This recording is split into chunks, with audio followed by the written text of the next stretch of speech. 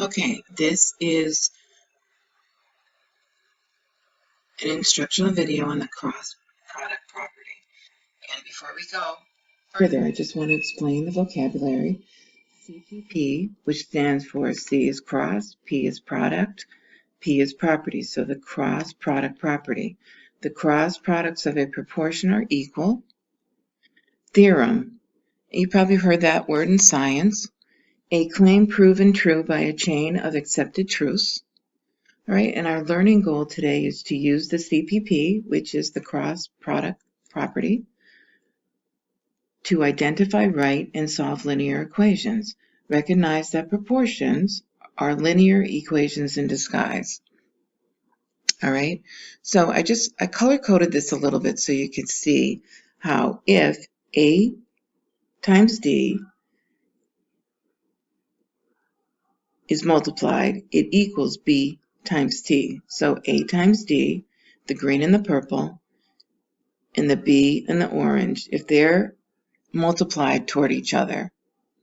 And then if we carry it over here as an example, 2 times D equals B times C. So you'll see the 2 times 6 equals 3 times 4.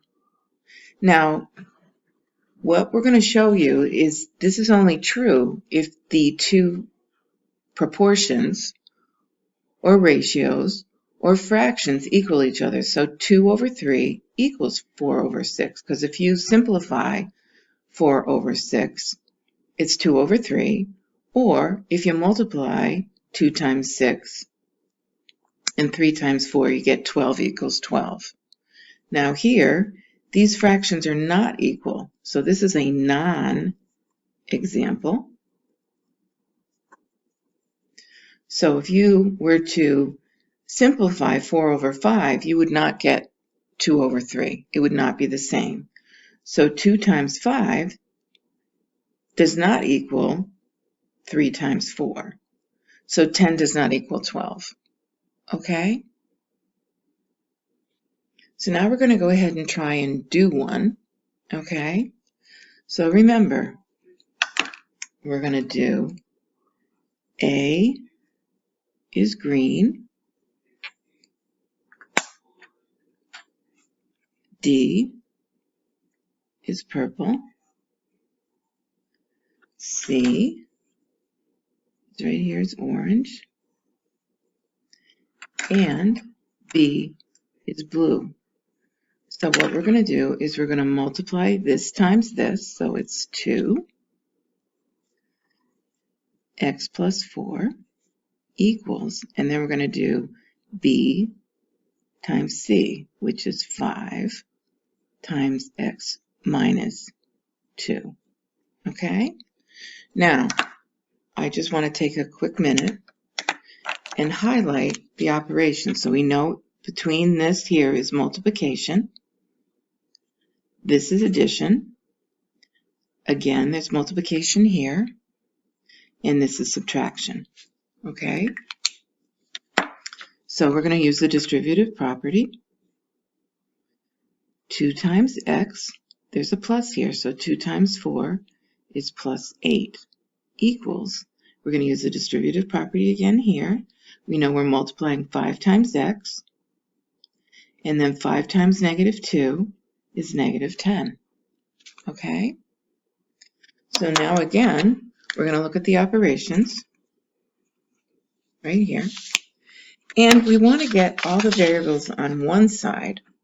So one thing we want to remember is there's always, if there's not a negative sign in front of the coefficient with the variable, it's considered positive, or you're going to think about addition and its inverse.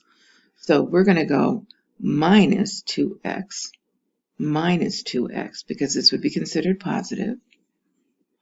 These cross out, you bring down the 8, and this becomes 3x, because 5 minus 2, bring down the x, minus 10. Okay? Now, we're going to look at the operations again, and we want to get the variable with a coefficient by itself. So we're going to say the opposite of subtraction is addition. So we have to do the same thing to both sides. These cross out. We have the 3x, and 8 plus 10 is 18. Now the next thing we have to do is get the coefficient away from the variable. And we're going to put a little dot here because we know that when we see these two side by side, they are multiplication. So the opposite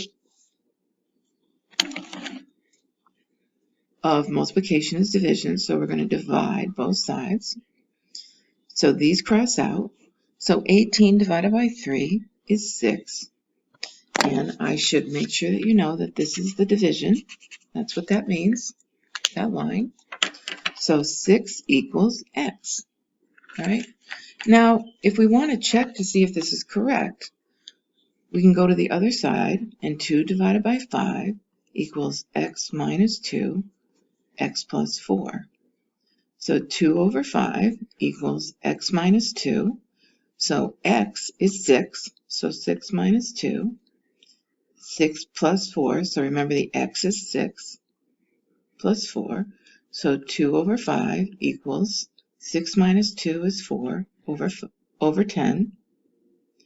And then if we take this and we simplify it, we divide both the numerator and the denominator by 2. That's a division sign. We get 2/5 equals 2/5.